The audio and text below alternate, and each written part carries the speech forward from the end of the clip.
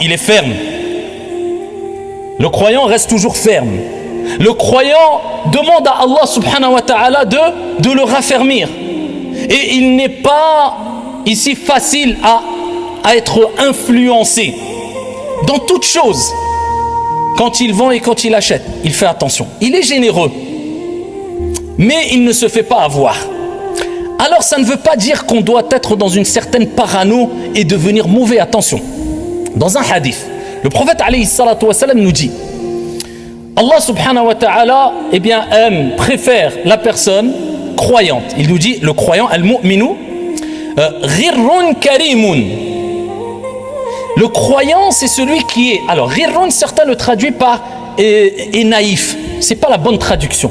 C'est si on veut une certaine naïveté, mais pas une naïveté complète. C'est-à-dire que le croyant est celui, comme ont expliqué l'ulama ce hadith, c'est celui qui a le bon soupçon. Il n'est pas mauvais. Il n'agit pas comme le trompeur. C'est-à-dire qu'à la base, Miskin, quelquefois, il se fait avoir parce qu'il est tellement gentil, il est tellement bon. Mais vaut mieux être le naïf que celui qui trompe. Donc il dit le croyant, à la base, doit être quelqu'un qui a le bon soupçon. Il est généreux avec les gens. Il n'est pas trop sur ses gardes en voyant le mal partout. Et il est karim, il est généreux. Il donne. Tandis qu'al-fasiq, le prophète alayhi salatu wa sallam nous dit, il dit al-fasiq, le pervers, c'est un trompeur. Il trompe les gens et il est mauvais.